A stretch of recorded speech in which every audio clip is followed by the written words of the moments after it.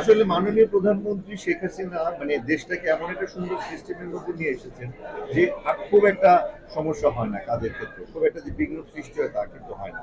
আমরা যদি 2008 সাল থেকে শুরু করে 23 পর্যন্ত দেখি, এত বছরে কিন্তু এই প্রথম এসে আবার একটু হরতাল অবরোধ শুরু হয়েছে। হরতাল শব্দটা তো আমাদের ডিকশনারি থেকে হারিয়ে গেছে, ভুলেই গেছিলাম যে আসলে বাংলাদেশে অনেক হরতাল হতো, অবরোধ হতো। একটা আশা নিয়ে আমাদের সামনে 5 জন তরুণ একটা নতুন রেস্টুরেন্ট নিয়ে এসেছে, দ্য রোমান্সিয়া বাফেট। নামটার মধ্যে তো একটা প্রেম প্রেম ব্যাপার আছে।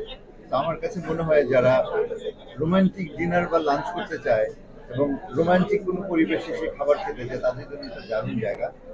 আর মিরপুরবাসীদের জন্য এটা অত্যন্ত আনন্দের ব্যাপার। আমি কিছুক্ষণ আগে বলেছিলাম যে একটা সময় ছিল যখন মিরপুর থেকে মানুষ বলতে যে ঢাকা যাবে, এখন কিন্তু উল্টো হয়েছে। কারণ কিছুদিন আগে দেখলাম বন্ধু বান্ধব অনেকে বলছে যে চল মিরপুরে যাই, মিরপুরে অনেক ভালো ভালো রেস্টুরেন্ট আছে।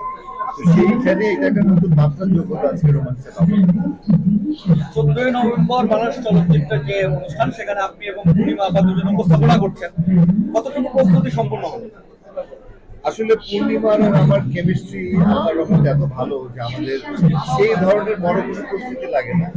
আর এটা যেহেতু একটা সরকারি প্রোগ্রামে কিছু লিমিটেশন থাকে, কিছু ডেকোরাম আছে। তো আমাদেরকে চিত্রনাট্য বাণিজ্য একটা করে টাকা স্ক্রিপ্ট করে দিয়েছে।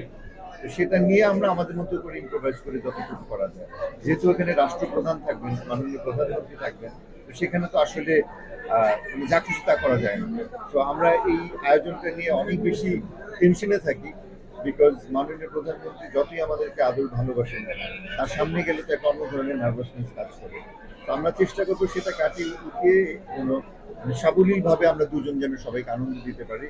কারণ ফেরদৌস পূর্ণিমা আসলে উপস্থাপনার ক্ষেত্রে একটা জুটিতে পরিণত হয়েছে। তো মানুষের এক্সপেকটেশন এখন আমাদের কাছে অনেক বেশি। তো সেটা পূরণ করার চেষ্টা করবো। আর অনেকদিন পর আমরা এরকম একটা বড় প্রোগ্রাম আসছি। গত বছর আমরা করিনি, গত বছর করেছিলাম আমি আর নুসরাত ফারিয়া। আর এর আগে বোধহয় আমি আর পূর্ণিমা আরো 3 বার করেছি। তো এবার আমরা চতুর্থবারের কথা আসছি।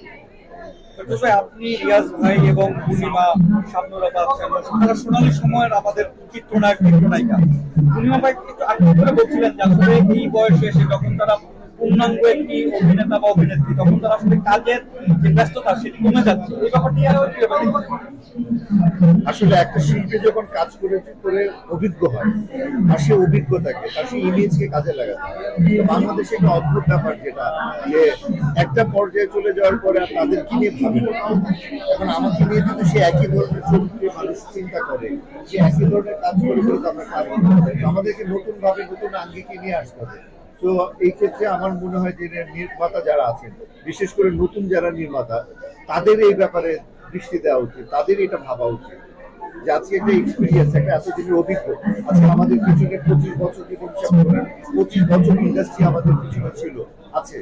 তো এই 25 বছরের অভিজ্ঞতাকে তুলে ধরার জন্য নতুন পরিচালক বা নতুন নির্মাতা যারা আসছেন, তাদের উচিত আমাদেরকে কাজে লাগানো।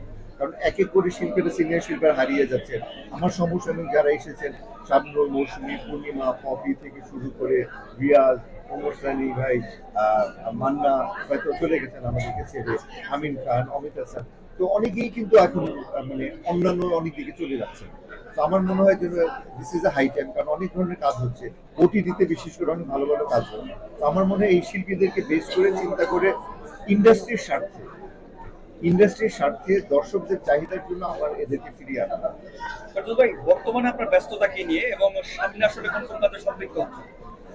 আমি এই মুহূর্তে চিটগঙ্গের একজন পরিচালক রিফাত, তার একটা সিনেমা করছি, যুদ্ধ জীবন। এটা 80 উত্তর বাংলাদেশের আর্মিদের জীবনী নিয়ে একটা গল্প, সেটার কাজ চলছে আমার। আর আমার বেশ কিছু সিনেমা কমপ্লিট হয়ে আছে, দামপাড়া কমপ্লিট হয়ে আছে, তারপরে মানিকের লাল কাঁকড়া, আফজাল হোসেনের ডিরেকশনে শিশু প্রশিক্ষণ চলচ্চিত্রটা কমপ্লিট হয়েছে, কমানেই কমপ্লিট হয়েছে, যদি আরেকটু সময় নিয়ে কমপ্লিট হয়েছে। বেশ কিছু সিনেমা আমার কমপ্লিট হয়েছে, এগুলো এক এক করে রিলিজ হবে। আর আপাতত এটা শুটিং চলছে। আর আহারে জীবন ছোট্ট আমাদের, সেটার কিছু প্যাচওয়ার্ক বাকি আছে। তো আমি চাইছি যে পুরোনো সিনেমাগুলো রিলিজ হলে তবে এই নতুন ছবি নিয়ে, নতুন কাজ নিয়ে আবার শুরু হবে।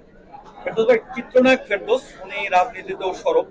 সেক্ষেত্রে আমার যে কোশ্চেনটা, যে বর্তমান সমাজের সামনে দ্বাদশ নির্বাচন, আসলে এর আগ দিয়ে যে পলিটিক্যাল মুভমেন্ট, সেই মুভমেন্ট আসলে আপনারাও তো এক ধরনের পেশাজীবী যারা আসলে অভিনয় শিল্পী, সেই ক্ষেত্রে আসলে কাজের তাদের ব্যাহত হয় কিনা, তাদের যে আসলে কাজের ফ্লো যেটা?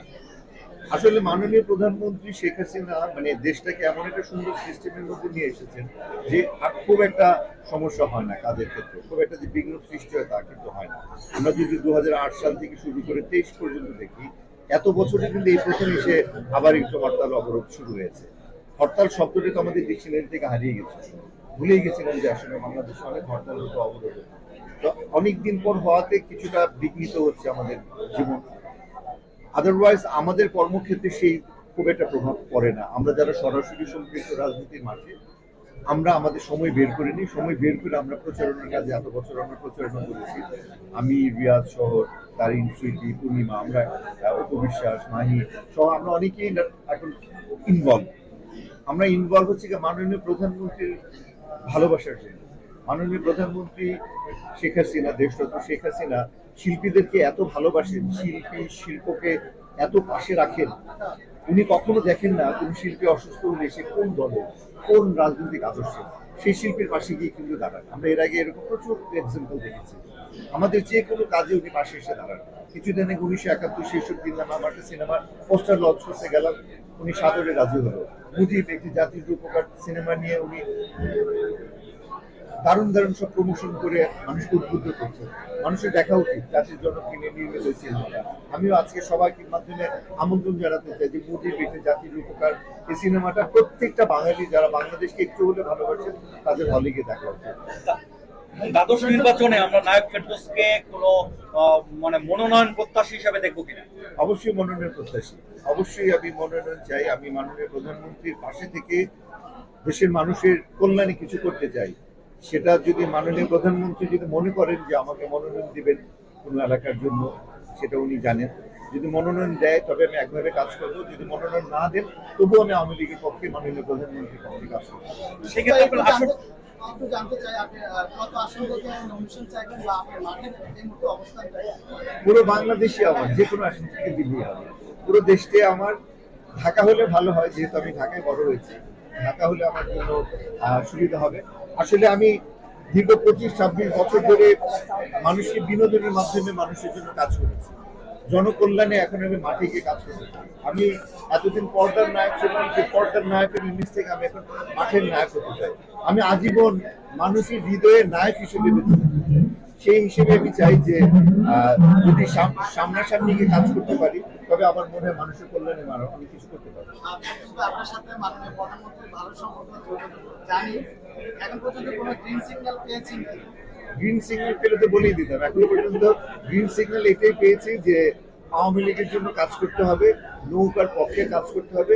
মাননীয় প্রধানমন্ত্রী বঙ্গবন্ধুর উত্তরসূরি দেশরত্ন শেখ হাসিনার জন্য কাজ করতে হবে। আমি এই অনুষ্ঠানের মাধ্যমে আমি সবাইকে বলবো যে দেখেন, বাংলাদেশের যে উন্নয়ন চলছে, বাংলাদেশের যে অর্থনৈতিক অগ্রগতি, আজকে করোনার পরে সারা বিশ্বের অনেক দেশ, বড় বড় দেশ কিন্তু থমকে গেছিল, কিন্তু বাংলাদেশের মতো একটা ছোট দেশ, অনেক মানুষ নিয়ে আমরা কিন্তু থমকে যাইনি। আমরা কিন্তু করোনার মতো এত বড় মহামারীকে আমরা ফাইট করেছি।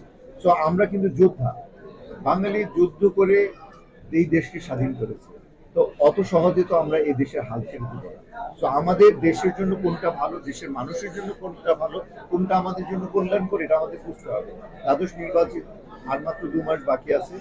এই সময়ের মধ্যে আমি প্রত্যেকটা মানুষকে বলবো, সচেতন মানুষকে বলবো, চলুন নিজের স্বার্থে, নিজের জন্য, নিজের দেশের স্বার্থে আমরা মাননীয় এই প্রধানমন্ত্রীকে আবার প্রধানমন্ত্রী হিসেবে নিয়ে আসি। তবেই বাংলাদেশের যে অর্থনৈতিক অগ্রগতি বা উন্নয়ন চলছে এটা চলতে থাকবে। Thank you, thank you, thank you, thank you, thank you.